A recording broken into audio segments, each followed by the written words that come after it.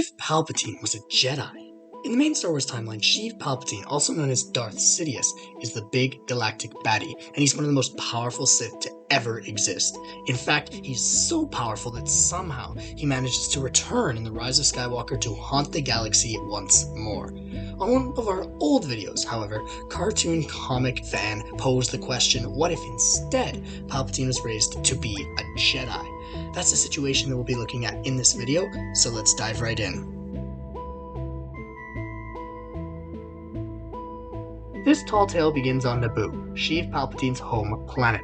He is stillborn to the nobleman, Cosigna Palpatine, and his wife, becoming the automatic heir to the wealth and power of House Palpatine. When his son is a child, Cosigna doesn't recognize Sheev's innate Force abilities. However, one day, during an important diplomatic summit that was being hosted by the Monarch of Theed, Cosigna takes his family, as it is his duty as one of the noble patriarchs of the world, to attend this meeting.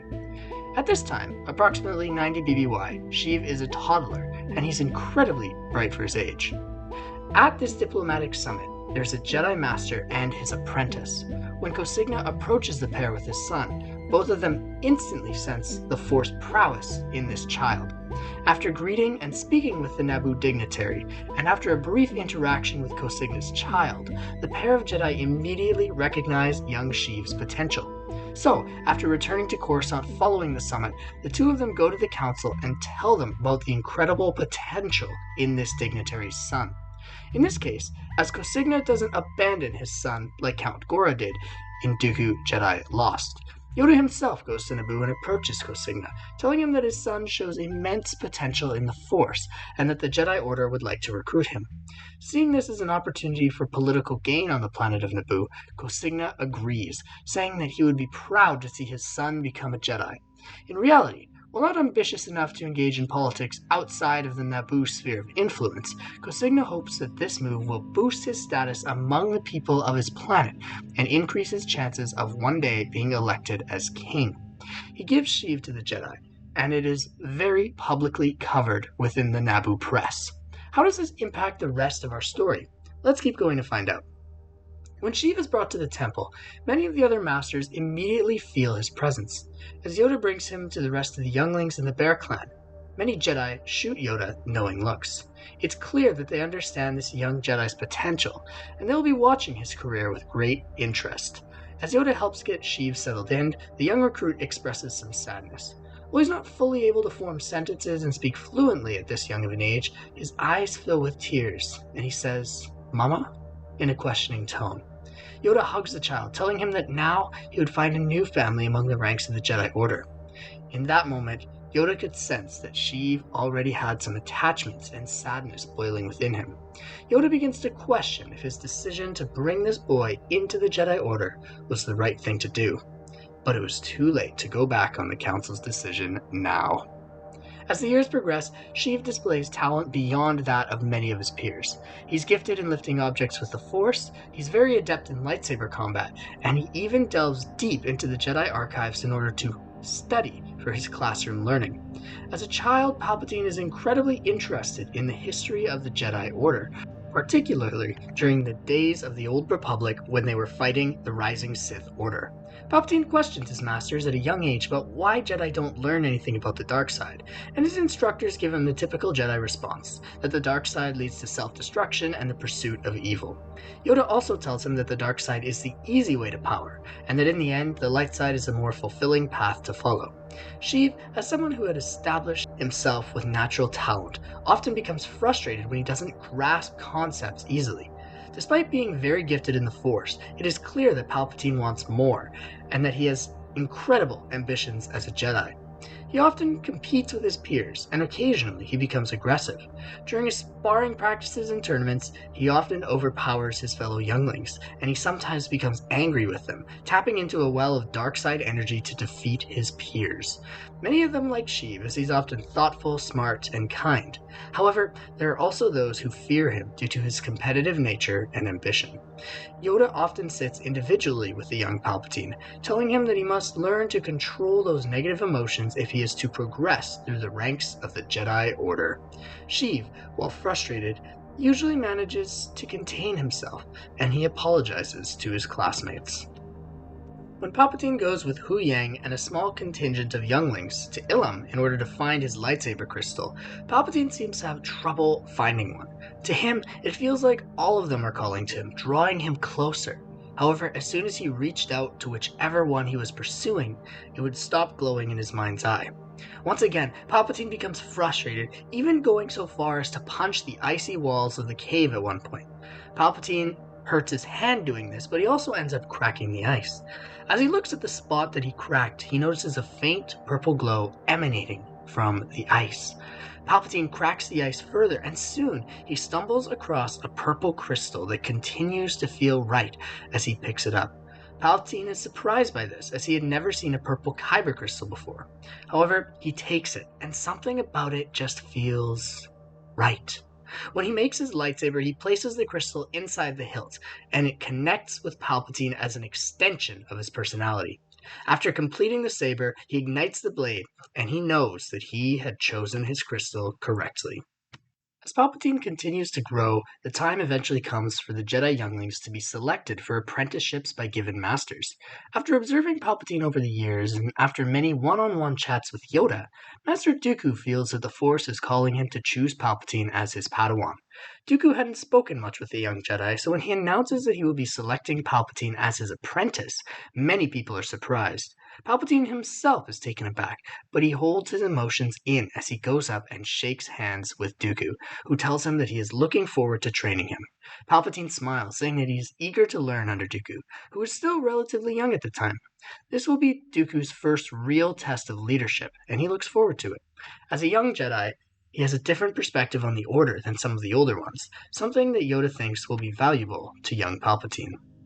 Dooku is tough, but he's fair. He doesn't treat Palpatine like many of the other Jedi do. Instead, he encourages Sheev to explore his emotions. He tells him that struggling with dark feelings and coming out on top always results in better results than simply repressing them. Dooku teaches Palpatine how to meditate and focus on clearing his mind, something that he had always struggled with in youngling training. Dooku is able to focus on Sheev one-on-one, something that Yoda could never do when teaching in a group. Rather than tell Sheev to repress his insecurities, Dooku encourages him to focus on them, to hone in on the reasoning behind why he was feeling so frustrated with the fact that he couldn't master things immediately. Sheev does this, and in doing so, he's able to reach the root of his problems. Sheev would often tune into the holo news from across the galaxy, particularly his home world of Naboo. While Jedi weren't supposed to have attachments, Sheev had faint memories from when he was that age, and he knew where he came from. He would often see his father in the news bragging about his Jedi son, and he saw how much it boosted Cosigna's appeal in the eyes of the people. Sheev, after seeing this for his entire life, had become a perfectionist. Despite having no connection with his father, he feels that he must always do everything well to be a good ambassador for his family and for the people of Naboo as a whole. There is a significant amount of pressure on Sheev's shoulders, much more than most Padawans of his age. When Dooku hears this, he doesn't give him the typical Jedi advice that would be to let go of these sentiments. Instead, he tells Palpatine to cling to them tighter. Everyone had some intrinsic motivation, and this could be Palpatine's. It wasn't an inherently evil motivation, and Dooku believes that this is why Palpatine has a purple crystal. He was liked, but there were hints of selfishness within him. Dooku tells Palpatine to channel these emotions within himself into a facet for doing good in the galaxy. He could use his desires to become more grounded in his light side training. Palpatine does this, and the two go on many missions across the galaxy together, where Palpatine learns the plights that the common people face. He begins to see the corruption of the Senate, and Dooku points out that the Republic has fallen short of its original intentions for galactic unification and prosperity. Now, it was an organization that secretly served the interests of the wealthy. Palpatine quickly progresses under Dooku's tutelage. Understanding the root of his anger allows him to focus better, and he's able to overcome many of his negative emotions. Rather than repress them, Palpatine hones in on them, and he converts that energy into fuel for his light side energy. This is his own form of a pod, the style in which a Jedi channels the negative energy of their opponents against them. Palpatine, however, learns to do this within himself, separating his dark and light inclinations and using the one to power the other. Many of the Jedi Masters are amazed by this, as Palpatine appears to be the first Jedi in recorded history to have this ability. Many applaud Dooku for his tutelage, but Dooku tells them that he tried something experimental and that it had worked out. Palpatine had been the one who had put in the work. Because of this, the Masters ask Dooku if he believes that Palpatine would be able to complete his trials early. Dooku agrees, and so does Palpatine, who absolutely annihilates all of the Jedi trials. His Padawan braid is quickly cut, and Palpatine becomes a full-fledged Jedi Knight at a very young age. A few years later, Dooku goes on to train Qui-Gon, who becomes fast friends with Palpatine. For the next few years, Palpatine goes on many missions for the Council, and he begins to form his own ideas and opinions about the galaxy at large. He starts to see that his master's right, and that it seems the Senate is losing its way. Meanwhile, on the villain end of things, the Sith are still prospering in the shadows. Darth Plagueis is still a wealthy Muun banker by day, and he works to continue to consolidate power for himself within his sphere. However, since Palpatine is first found by the Jedi, he waits longer to find a suitable apprentice for him to mold in his image. It takes time, but eventually he senses the presence of Maul on Dathomir. He visits Mother Talzin, much like Sheev did in the original Legends timeline, and he still requests that Talzin give up the boy to be trained in the ways of the Sith. However, still searching for the secrets to eternal life, the Muun enters a more cordial relationship with the Night Sisters than Palpatine did in the main story. They agree to learn from one another, mixing magic and the Sith view of the Force to produce the secrets to finding the gem that Plagueis desires. This messing around still results in the creation of Anakin Skywalker, a rebound from the Force to counter all of the unnatural mixing of Night Sister magic and dark side alchemy. All of the people involved sense this immediately, and they commit themselves to trying to find out what this anomaly is. Despite this interruption, Maul continues to train as Plagueis' apprentice, not Sidious's, and he is raised as a full-fledged Sith, not merely an assassin. He becomes integrated into Plagueis' plan for the greater galaxy, and he is also bent on taking over the galaxy for the goal of furthering the Sith agenda. Maul, rather than execute covert missions, such as killing Jedi and crime lords, is raised as an academic, studying not only Sith lore and science, but also diving deep into current events throughout the galaxy. When he is old enough, he enters the youth politics forum on Coruscant at the behest and sponsorship of his master, and he begins to quickly gain a name for himself. Many of the wealthy senators and planetary leaders from across the galaxy are impressed by his astute knowledge and questions, and he is offered an apprenticeship in the office of the senator for one of the reputable mid-rim systems. Plagueis implores Maul to take the offer, as it could further their interests over the years. Maul takes the position, and over the next few years he gains the senator's trust, along with a reputation among the people of his sector. Just before the events of the Phantom Menace take place, this senator dies of what is reported to be a freak accident while his ship is traveling through space. However, many suspect that the ship was intentionally sabotaged, but there isn't any evidence to sustain such claims. Maul expresses how saddened he is by the death of his mentor, and then he proceeds to express that he believes it would be in his mentor's wishes for him to run for office himself. Maul is a fresh face to the people, and he has the youthful exuberance that the galaxy seemed to need at that time. So, he ends up being elected as a senator for his sector, with the extensive backdoor backing of the banking clan. Plagueis is pleased. Everything seems to be according to plan. One day, when Palpatine is assigned to a diplomatic mission in which tensions are high between two worlds in the Outer Rim, he ends up crossing paths with a Muun who is there to objectively analyze spending and budget management by each of the planets. This Muun introduces himself to Palpatine, expressing that he is a huge supporter of the Jedi and everything that they do to protect liberty and freedom in the galaxy. Palpatine thanks the Muun, but he says that sometimes he doesn't feel like the Jedi were doing that anymore. The Muun states that Palpatine's presence here was surely evidence that the Jedi still helped the interests of the greater galaxy, and Palpatine replies by telling him that this was instead evidence that they only worked for the interests of politicians. Instead, Palpatine could be on the ground truly supporting the people who were in need. The banking Muun says that he believes that while that may be true, he sees just as much value in a Jedi attempting to support diplomatic accords in a conference room as he did on the ground. Sometimes, change at the top could trickle down to the people. Palpatine wonders aloud if change at the top was even possible in most situations, especially with the corruption of the Senate. The Mune introduces himself as Hugo Damask II, and he tells Palpatine that he thinks he knows a senator that could help make some changes if he ever wanted to reach out. Palpatine considers this, thanking the Mune. They part ways after exchanging contact information, and Palpatine contemplates what the Mune had told him. Of course, this Mune is actually Darth Plagueis, and he can sense the dark tendencies that lay beneath the surface of Sheev Palpatine. He makes note of this for later, hoping that perhaps one day he could recruit the young Jedi to the Sith cause. At around the time of this interaction, the events of Dooku Jedi Lost take place, and Dooku decides that it would be prudent for him to leave the Jedi Order. He cannot stand for the continued corruption that he sees across the galaxy, and he believes that he could better help citizens of Sereno by reclaiming his hereditary mantle to the title of Count. He tries to get Palpatine to come with him, but the young Jedi remains grounded within the Order. While he is swayed, and while he remains on good terms with his former master, he tells him that as a Jedi, he can also do plenty to help those who are suffering. He tells Dooku about Hemo Damask and his senator friend, to which Dooku responds that he should be wary of senators, but to keep them close as they could be good contacts in the future. The two part ways, and Palpatine continues his job as a Knight of the Jedi Order. As the events of the Phantom Menace play out, Palpatine watches with urgency. It is, after all, his home planet that is blockaded.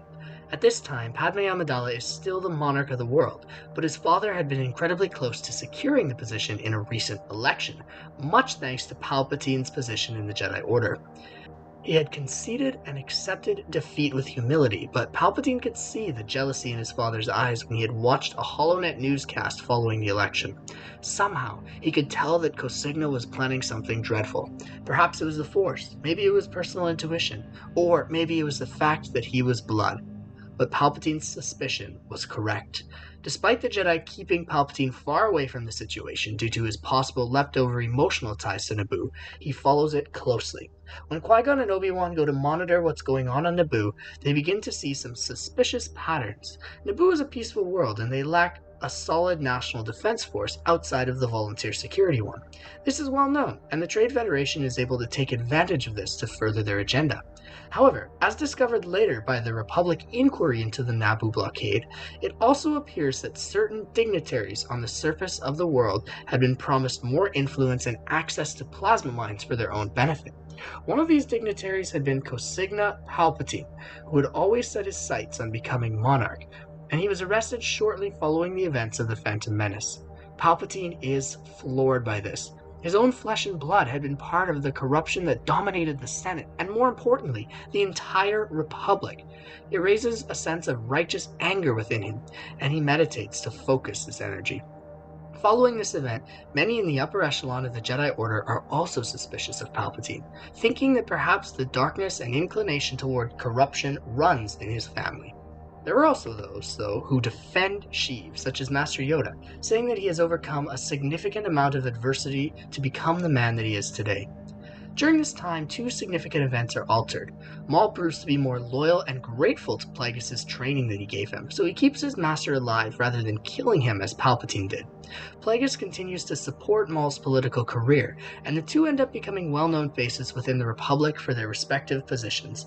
Plagueis is a well-respected banker who is often called to aid in financial committees within the Republic, and Maul gains a reputation as a tenacious senator. When Queen Amidala calls for a vote of no confidence in Chancellor Valorum, Maul, despite his young age, steps up and runs to be Chancellor. He places himself as an anti-establishment candidate, wanting to deconstruct the ways that things had been done for years and really stick a middle finger to the bureaucrats that had allowed the fiasco on Naboo to transpire. Many senators approve of his idealism and eagerness to change things, and they are swayed by his charisma. Maul defeats his opponents for Chancellor by a very narrow vote, and he is sworn in quickly. Instead of Palpatine overseeing the blockade of Naboo, it is instead Plagueis, which makes more sense. He's a banker, and he has the financial power to prop up the Trade Federation monopoly if the Viceroy's occupation is successful, which would incentivize Newt Gunray to comply with his demands. He doesn't reveal his identity, though, always disguising his voice and being understood to just be an anonymous immune banker. Another thing that changes is the fact that Maul is a well-known senator, and there are few alternatives for Plagueis to find as a Sith assassin during this time. So, the pair end up sending the famous bounty hunter, Aurra Sing, to Naboo to deal with Qui-Gon and Obi-Wan. She also chases them down on Tatooine, but she fails to grab Anakin. Qui-Gon and Obi-Wan, while challenged by the bounty hunter, make short work of her. She surrenders, and she ends up in Republic custody following the blockade of Naboo, alongside Newt Gunray and Rune Hako. As soon as Obi-Wan, Anakin, and Qui-Gon return, Qui-Gon advocates that his apprentice take the Padawan trials early, as he was an incredibly gifted student, and he wants to train Anakin. The council agrees to let Obi-Wan attempt them, and to nobody's surprise, he succeeds. Anakin is then brought under the tutelage of Qui-Gon, and Obi-Wan becomes the true older brother figure that Anakin needs. Seeing Sing's capture as a possible loose end, Maul and Plagueis end up organizing her being disposed of. While she is in transport to a Republic detainment facility, Plagueis covertly pays off a team of mercenaries to raid the ship and destroy it. Because Republic military technology is lacking at this point, it is quite a simple feat. Aurra Sing dies, now unable to be connected with the Mune or his apprentice. In order to once again sever a loose end, Plagueis calls the mercenaries to a covert meeting place in order to offer the rest of their payment in untraceable credits, as he had promised more upon completion of their mission. Then, he kills them all, and he disposes of their bodies quietly. The Sith plan was still going as foreseen. Because of this event, Maul begins to advocate that the Republic must increase its militarization in order to ensure security of citizens. He argues that it's clear to him that the pirates, criminals, and organized syndicates have destroyed life in the Outer and Mid-Rims, and that the Republic must do something to help all of its citizens. There are many senators who are morally opposed to this idea, such as Mon Mothma and Padme, who is no longer the monarch of Naboo, but a majority of the Senate is in favor of Maul's idea. So they put it to a vote, and they decide that a grand army of the Republic will be created to ensure further security against criminal threats. After Padme votes against the creation of an army, assassination attempts begin on her life, much like what happens in Attack of the Clones.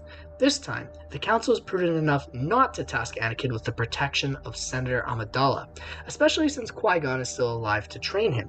Instead, Palpatine and Obi-Wan are both given the task of helping her. Sheev, being from Naboo, understands some of the politics of the planet. He also apologizes to Amidala for all of the grief that his father had caused her, to which Padme responds that it was not his fault.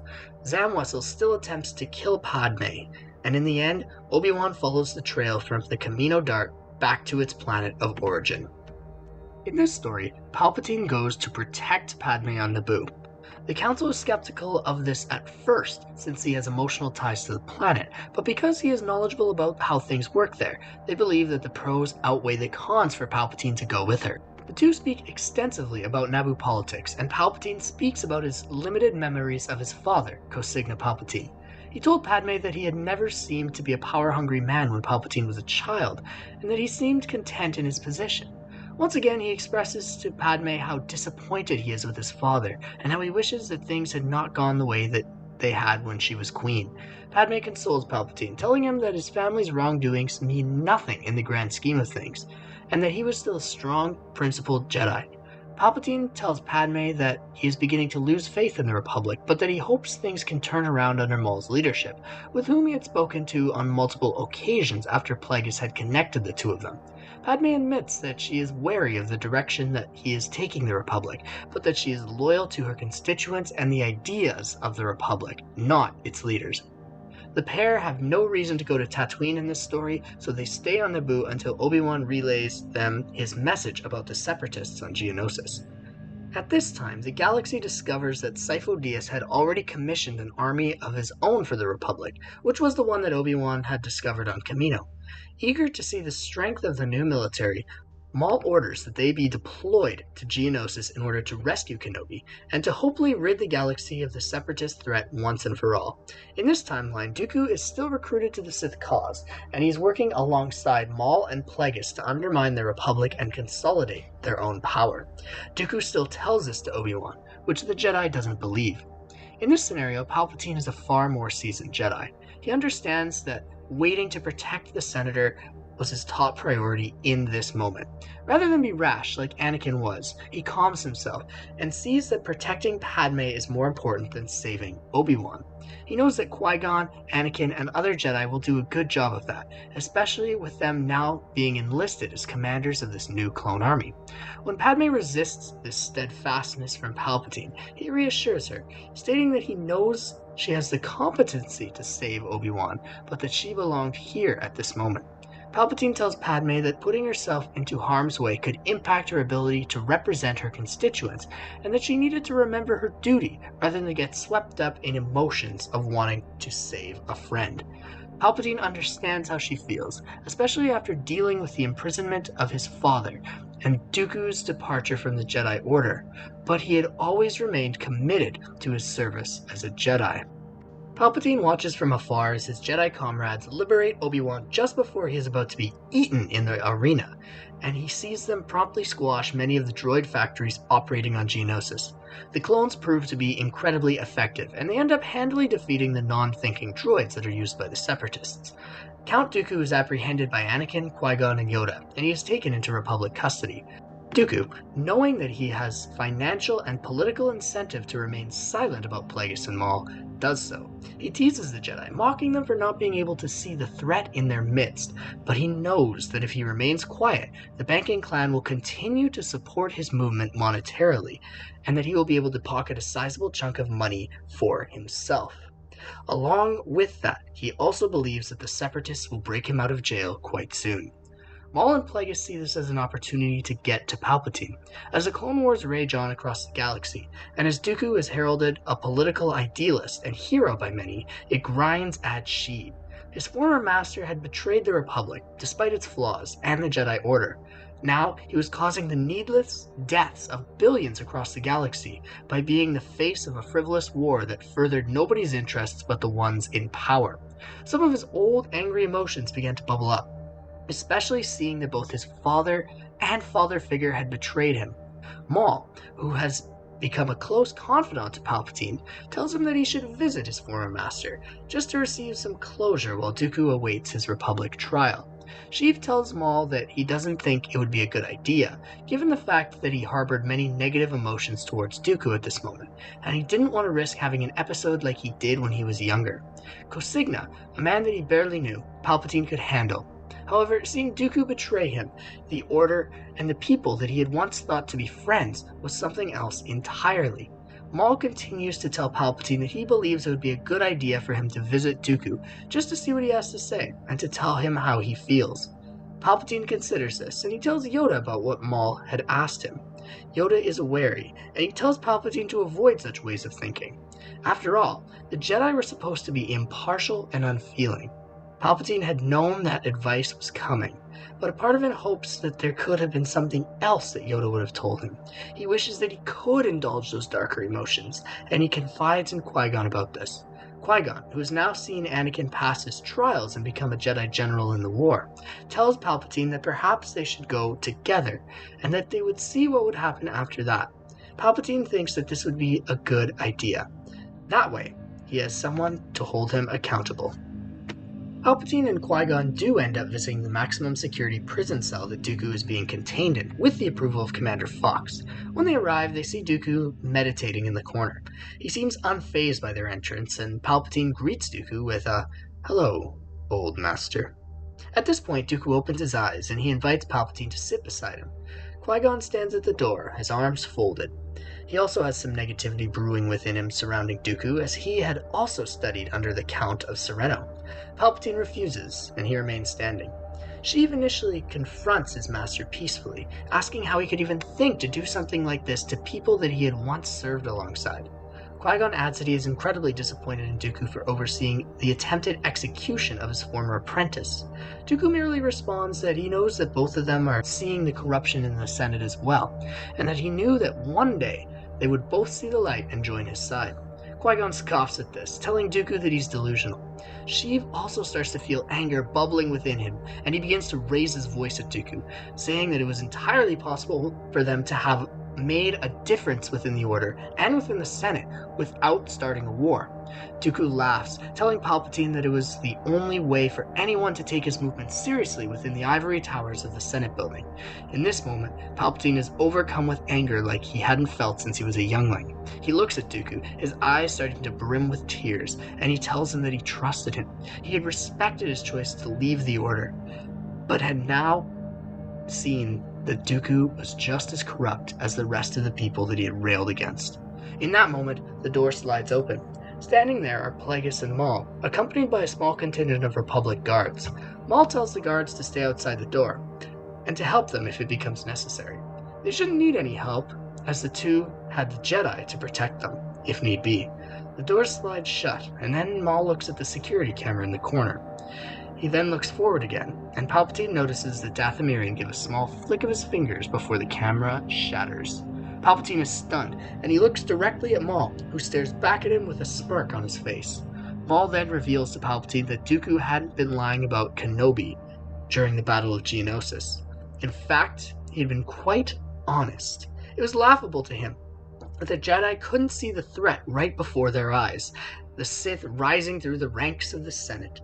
In that instant, Palpatine screams with rage, as now he saw that 3 of his old friends had betrayed him.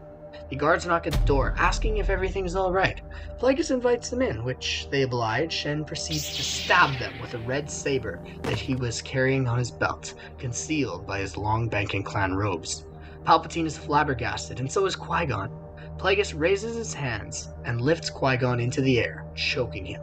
Qui-Gon struggles against this, and both Palpatine and Dooku express anger with the Sith Master. Maul then looks at Palpatine, and he tells them that he has a choice. He can either kill Dooku and join the Sith, or he can see Qui-Gon die. Maul says that he knows that Palpatine wants to kill Dooku, and that this could be easy for him. Dooku's eyes are wide, and he pleads with Palpatine not to. Maul says that darkness was in Palpatine's blood, as evidenced by Cosigna's treason, and that his master had done the same thing to an old friend, Yaddle. Palpatine looks at Dooku, asking if Maul is being truthful, and if he had killed the old Jedi Master. Dooku looks away in shame, and Palpatine's rage continues to bubble inside of him. However, he calms himself. He refuses to kill Dooku, and he refuses to give in to his hate. He looks Maul directly in the eyes and tells him that he would never join the Sith. Palpatine force pushes Plagueis backwards, which catches the Muun off guard for a moment, and Plagueis takes a few steps backwards. Qui-Gon falls to the ground and gasps for air. Maul smiles, igniting his saber and running it through Dooku's chest himself, killing the old master. He then points it towards Palpatine and tells him that if he refused to join them, then he would die alongside Qui-Gon. The battle for the fate of the Force and the galaxy was about to begin. Palpatine crosses sabers with Maul, and Qui-Gon is attacked by Plagueis. The two pairs make do in the small cell, not being able to fully use the entire breadth of their knowledge due to how tiny this space is. After a long clash between Maul and Palpatine, Palpatine manages to push the Chancellor backwards with the Force, knocking him off guard for a moment. He then pulls out his comlink from his pocket, pushes a button, and hopes that Master Yoda picks up from the Council chambers. Maul, who's too embroiled in his personal rage, doesn't see this act, and he rushes back towards Palpatine, forcing him to throw the comlink to the side. The pair continue to duel, and Palpatine is forced to block many strikes from the ferocious Sith's double saber.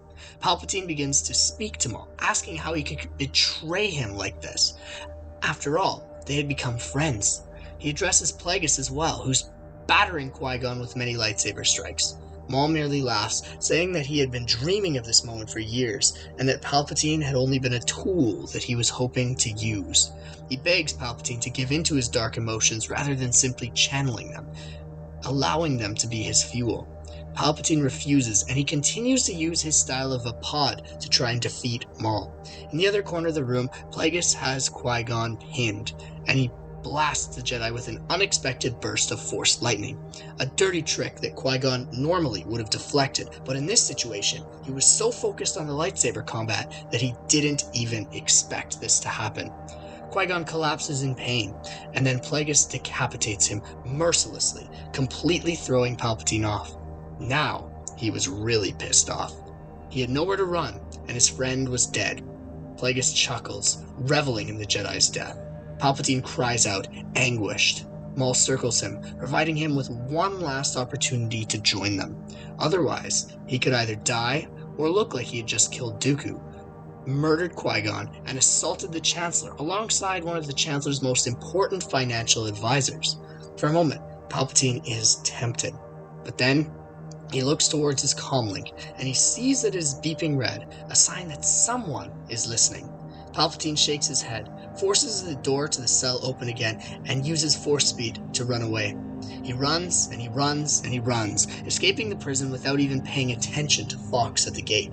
Palpatine's in survival mode, and he feels deep in the Force that he would be acquitted of his supposed crimes, as the comlink provided evidence for his innocence. After Palpatine runs away, Fox and his clones come to see what's going on. Naturally, Maul and Plagueis accuse him of killing Dooku, attacking them, and then killing Qui-Gon while he tried to defend the two, before sprinting away at the first hint of more trouble. He also says that in Palpatine's rage, he had killed the guards. Maul says that it was expected from a relative of Cosigna Palpatine, and he tells the clones that the Jedi should have never kept working with him. Fox looks to the side, sees the comlink beeping, and he asks Maul what that was. Maul looks, and for a moment his eyes go wide. He then picks it up and says it must have fallen out of his pocket during the ruckus. He pushes the communication button and turns it off, putting it in his pocket. He hoped that nobody had heard what was going on in that room from the other end of the comlink. Unfortunately for them, Master Yoda had indeed heard what was going on. After presenting the information to the Jedi Council and listening to the whole thing while it was playing out, Yoda decides, alongside them, to give their findings to a trusted senator. Anakin, who is still friends with Padme in this timeline but learns to control his infatuation with her due to his tutelage under Qui-Gon, agrees to sneak it to her office, especially since these disgusting Sith had killed somebody dear to him, his master. When Anakin arrives, Padme takes it, and she is shocked by the contents. The next day, she presents the tape to the Senate, and everybody is floored. After hearing this, Padme moves that they charge Maul and his Mune friend for 2 counts of murder and 1 count of attempted murder.